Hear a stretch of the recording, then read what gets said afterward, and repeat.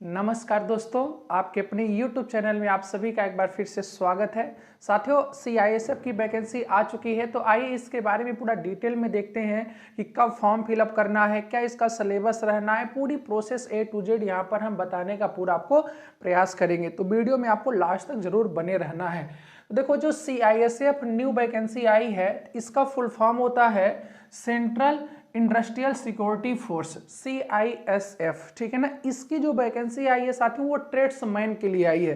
Tradesman के लिए मतलब अगर आप ITI किए हैं तो ही आपके लिए इंपॉर्टेंट है, अदरवाइज आप इस फॉर्म को अप्लाई नहीं कर पाएंगे।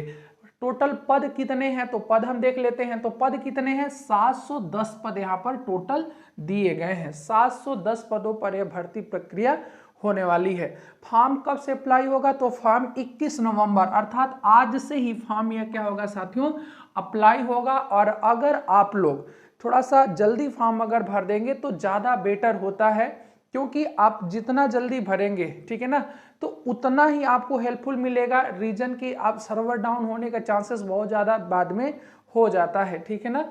तो आपको फॉर्म पहले ही भर देना है। 21 नवंबर से फॉर्म अप्लाई स्टार्ट होना होगा और कब तक भरा जाएगा? 20 दिसंबर 2022 तक, मतलब पूरा एक महीने का समय आपको फॉर्म भरने के लिए दिया गया है।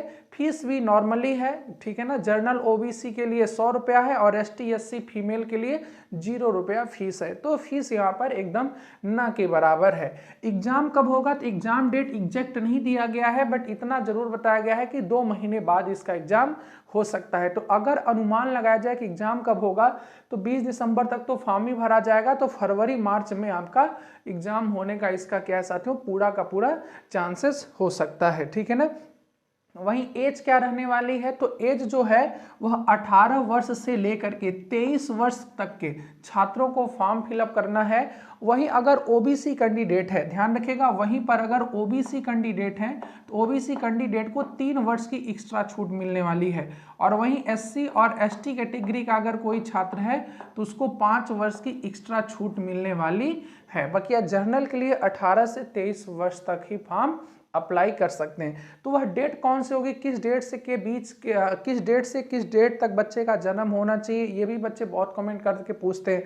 तो ध्यान रखिएगा, अगर आपका जन्म 2 अगस्त 1999 से लेकर के 1 अगस्त 2004 तक के बीच में है तो आप फॉर्म भरने के लिए एलिजिबल हैं। फिर से समझिएगा, 2 अगस्त 1999 से लेकर के 1 अगस्त 2004 के बीच में अगर आपका जन्म हुआ है तो आप इस फॉर्म को अप्लाई कर सकते हैं, ठीक है ना। इसके बाद फिर साथियों ध्यान रखिएगा, PET होता है, ठीक है ना, फिजिकल एलिजिबिलिटी टेस्ट। तो CISF के पदों पर यहाँ पर पहले फिजिकल ही होगा, इसके बाद रिटर्न होता है, ठीक है ना। तो फिजिकल में सबसे पहले क्या होता है? तो सबसे पहले अगर आप मेल हैं तो आपकी हाइट मापी जाएगी और हाइट कितना होना चाहिए? 170 सेंटीमीटर।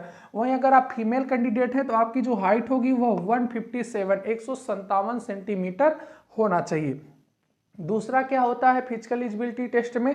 तो दूसरे नंबर पर चेस्ट मापन होता है, और चेस्ट पुरुष मेल का ही मापा जाता है, जो कि 80 से 85 के बीच में होना चाहिए। फुलाने पर कम से कम 5 सेंटीमीटर फूलना जरूरी होता है सीना, ठीक है ना। 80 85 5 सेंटीमीटर यहाँ पर फूलना जरूरी होता है। फिर इसके बाद आपकी अगली प्रोसेस रनिंग की होती है। रनिंग, तो अगर आप साथियों रनिंग कर रहे हैं, मेल हैं, तो मेल कैंडिडेट को 1.6 किलोमीटर, मतलब जो 1600 मीटर दौड़ना है वह 6 मिनट 30 सेकंड में दौड़ना है, मतलब 6.5 मिनट में आपको दौड़ना है 1600 मीटर। वहीं अगर आप फीमेल कैंडिडेट हैं तो फीमेल कैंडिडेट अगर हैं तो आपको 800 मीटर दौड़ना पड़ेगा, और 800 मीटर कितने समय में? 4 मिनट में आपको दौड़ना पड़ेगा।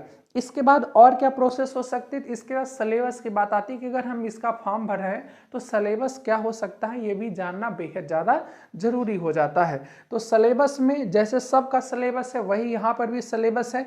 4 सब्जेक्ट आपसे पूछी जाएंगी, मैथ्स, रीजनिंग, GK GS और हिंदी या इंग्लिश। यहाँ पर ऑप्शनल रहता है, अगर आप हिंदी लेना चाहते हैं तो हिंदी ले लें, अगर आप इंग्लिश लेना चाहते हैं तो इंग्लिश ले सकते हैं, ठीक है ना। ध्यान रखिएगा, पूरा 25 क्वेश्चन रहेगा, 1.5 घंटे का समय मिलेगा।